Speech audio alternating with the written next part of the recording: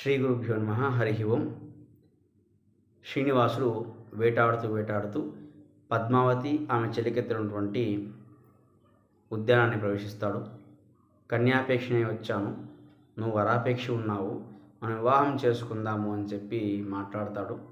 పద్మావతి కూడా ఆయన యొక్క కులగోత్రాలను తెలుసుకుంటుంది. ఆయన చెప్తాడు, నా పేరు కృష్ణ, మా నాన్న పేరు వసుదేవుడు, మా అమ్మ పేరు దేవకి, నాకు అన్న ఉన్నాడు, ఆయన పేరు బలభద్రుడు, చెల్లెలు సుభద్ర, నా నక్షత్రం శ్రవణ అని చెప్పి తెలియజేస్తాడు. పద్మావతి కూడా తన యొక్క కులగోత్రాలను వివరిస్తుంది. తర్వాత అతన్ని వెళ్ళమని ఎంతో వారించినప్పటికీ వెళ్ళడు శ్రీనివాసుడు. అందువల్ల కోపగించి రాళ్లతో కొట్టి పంపిస్తారు శ్రీనివాసుడిని.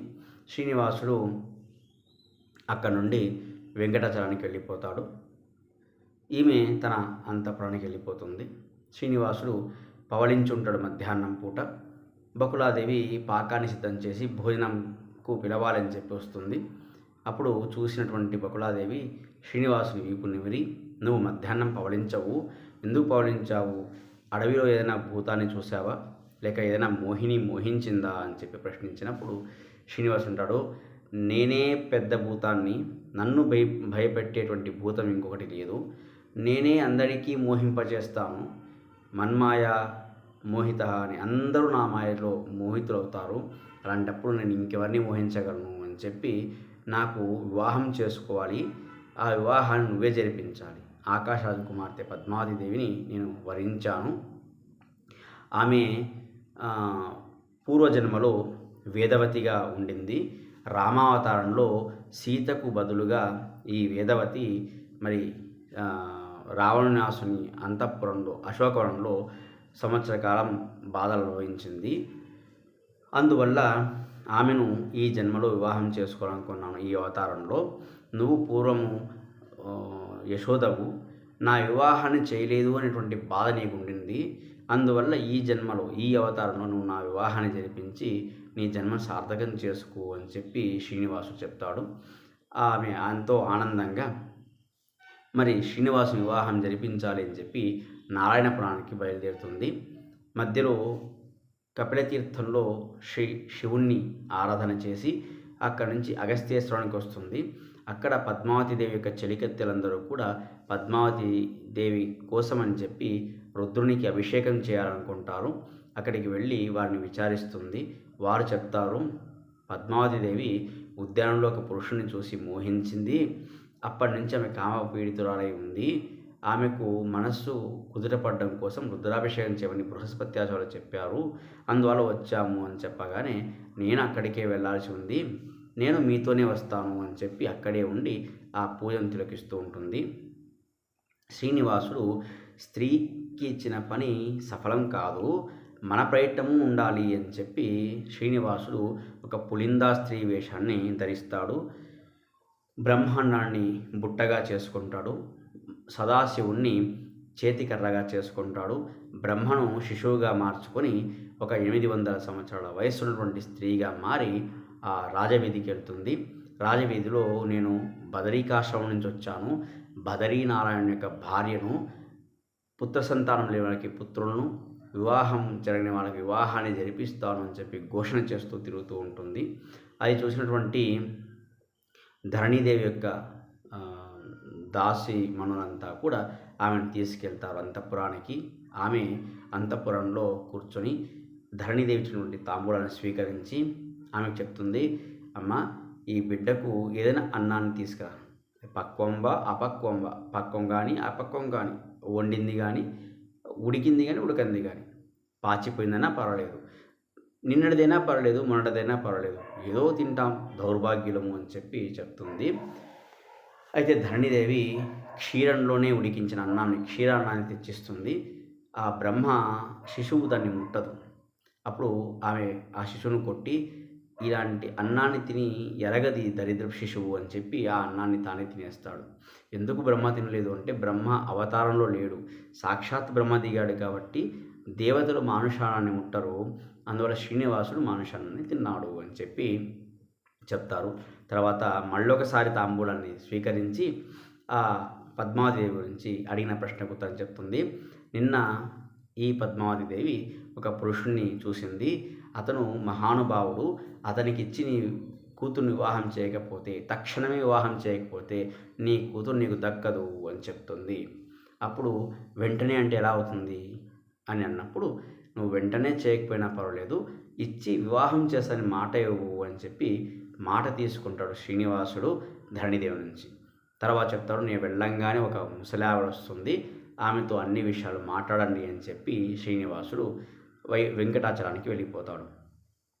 తర్వాత ఈ బకుళాదేవి వస్తుంది. బకుళాదేవితో సాధారణంగా మాట్లాడతాడు ఆకాశరాజు. అమ్మ, ఎందుకు వచ్చావు అన్నప్పుడు చెప్తాడు, నాకు ఒక కుమారుడు ఉన్నాడు శ్రీనివాసుడు, అతడు మీ పద్మావతి దేవిని చూశాడట, వారిద్దరికి వివాహం జరిపించండి అన్నప్పుడు, మరి ఎన్ని సంవత్సరాల పిల్లవాడు అంటే 25 సంవత్సరాల వయస్సున్నవాడు అని చెప్తుంది. ఇంతవరకు పెళ్ళి కాలేదా అంటే, అయ్యిందండి, మొదటి భార్యకు సంతానం లేదు, అందువల్ల రెండో వివాహం చేసుకుంటున్నాము అని చెప్పి చెప్తుంది బకుళాదేవి. జాతకాలన్నీ కూడా పొంతన చూస్తారు, అన్నీ చక్కగా కుదురుతాయి. తర్వాత మరి ఈ విషయాన్ని శుకమునికి తెలియజేసి శుకముని పిలిపిస్తారు. శుకమహర్షి కూడా వచ్చి అన్ని జాతకాలు కుదిరాయి, శ్రీనివాసుని వివాహం జరిపించండి అని చెప్పినప్పుడు ఆ శ్రీనివాసుడికి మామ అయినటువంటి ఆకాశరాజు పత్రిక రాస్తాడు. ఇలా లగ్నాన్ని నిశ్చయించాము, మీరు వచ్చి మా వివాహాన్ని చేసుకోవాలి మా పుత్రిని అని చెప్పి. ఏమని రాస్తాడంటే, వైశాఖ శుద్ధ దశమి రోజు వివాహాన్ని నిశ్చయించాము, ఆ వాళ్ళ మీరు పద్మావతిని వివాహం చేసుకోవాలని చెప్పి రాసి పంపిస్తాడు. శుకముని దాన్ని తీసుకెళ్ళి శ్రీనివాసుడికి అప్పచెప్తాడు. శ్రీనివాసుడు చదివి ఆనందపడి ఆ నవమి రోజుకే మీ ఇంటికి వస్తాము అని చెప్పి రాసి మళ్ళా మామకు పత్రాన్ని పంపిస్తాడు.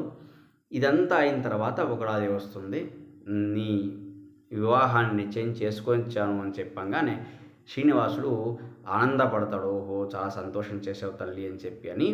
అంతా మళ్ళీ బాధపడతాడు. అమ్మ, ఆకాశరాజుతో వియ్యమందాలి అంటే మనమంతా తూగమే ఎలా అన్నప్పుడు చెప్తుంది ఆమె, ఆయన పేరుకే ఆకాశరాజు, నీవు పిలిస్తే ఆకాశం నుంచి దేవతలంతా దిగుతారు, నటన చేయొద్దు అని చెప్పి అన్నప్పుడు ఆ స్వామి శేషుణ్ణి, గరుడుణ్ణి, షణ్ముఖుణ్ణి పిలుస్తారు. అలా అందరూ రాగానే గరుత్మంతుణ్ణి బ్రహ్మ సదస్సుకు, శేషుణ్ణి శివలోకానికి పంపించి ఆహ్వానించడానికి చెప్తాడు. షణ్ముఖుడు దేవతలందరికీ కూడా ఆహ్వానాన్ని పంచుతాడు. బ్రహ్మదేవుడు చాలా ఆనందపడి తన కుమారుని యొక్క, తన జనకుని యొక్క వివాహం కోసం అని చెప్పి అంత దేవగణాన్ని సిద్ధం చేస్తారు. దేవతలందరూ కూడా మాకు వేతనాన్ని ఇంక్రిమెంట్ ఇస్తే మేము వస్తాము అని చెప్పి అంటారు. అందరికీ కూడా తగ్గ వేతనాన్ని ఇస్తాడు.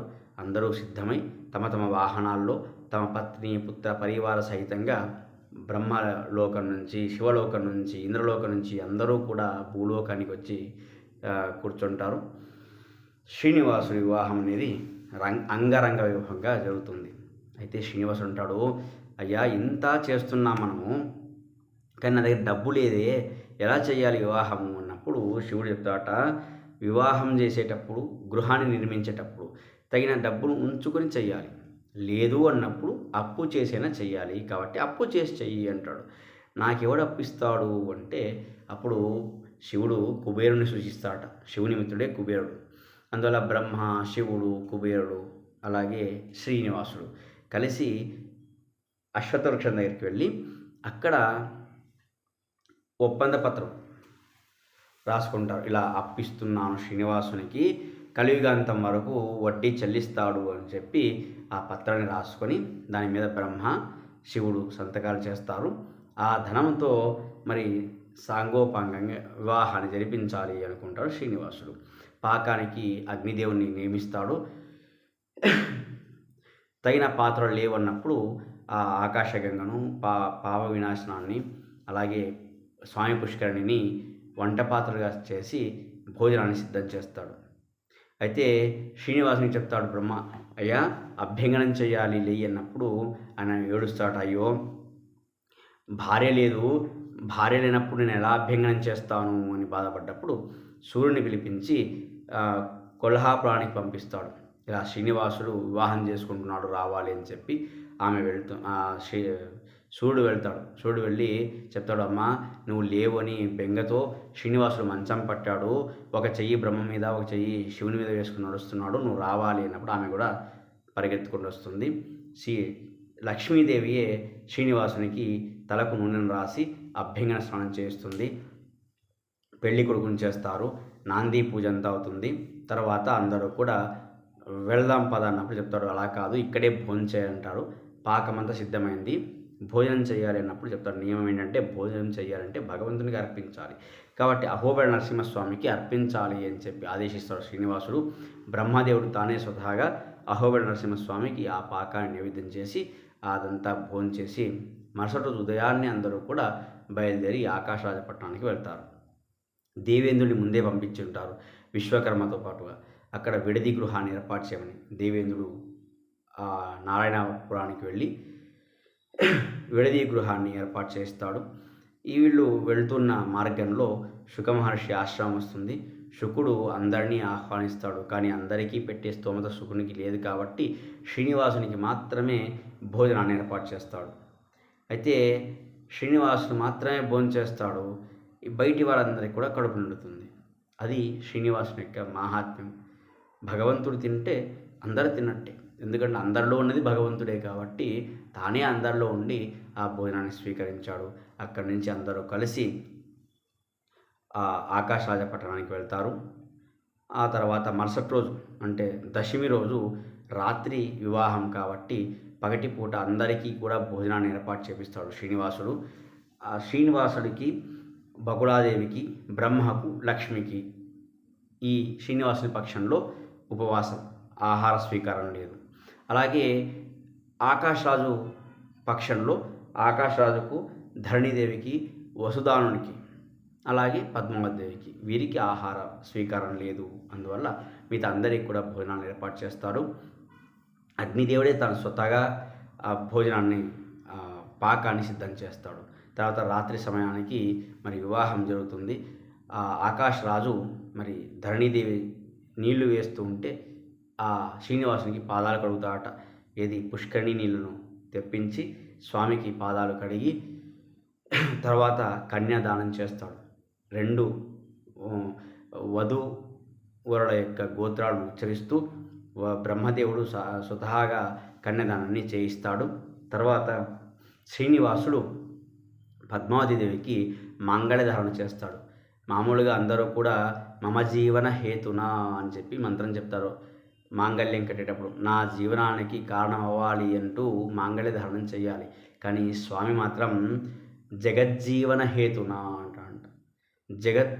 జగజ్జీవనానికి కారణమయ్యేలాగా నీవు నాతో ఉండాలి అని చెప్పి పద్మావతిని అర్థిస్తూ మంగళసూత్ర ధారణ చేస్తాడు. శ్రీనివాసునికి, పద్మావతికి వివాహం జరుగుతుంది.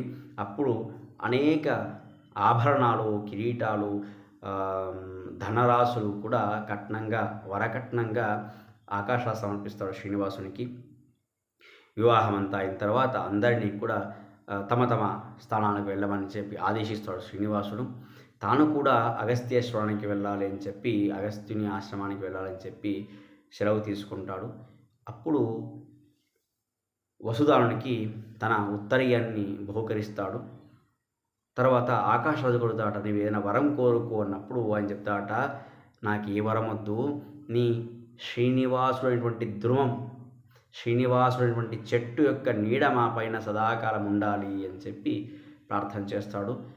పిలిచిన పలికే దైవంగా ఉన్నటువంటి శ్రీనివాసుడు అందరికీ ఆస్వాదన చేసి, అందరికీ ఆశీర్వాదం చేసి అగస్త్యపురానికి వెళ్తాడు. అక్కడ 6 మాసాలు ఉంటాడు. తర్వాత తోండమాన్ నిర్మించినటువంటి మందిరానికి, వెంకటాచలం మీద ఏదైతే తోండమాన్ నిర్మించాడో ఆ మందిరానికి వెళ్ళి అందరికీ కూడా కలియుగ ప్రత్యక్ష దైవంగా విరాజమానమవుతూ అందరి యొక్క కోరికలు తీరుస్తున్నటువంటి ఆ శ్రీనివాసుడు, పద్మావతి యొక్క కళ్యాణం మనందరి జీవితాల్లో కూడా కళ్యాణం నింపాలని ప్రార్థన చేస్తూ, మన ప్రతి ఇంటిలో కూడా మంగళ కార్యం జరిగేలాగా శ్రీనివాసుడు చూడాలని ప్రార్థన చేస్తూ, స్వస్తి శ్రీకృష్ణ అర్పణమస్తు.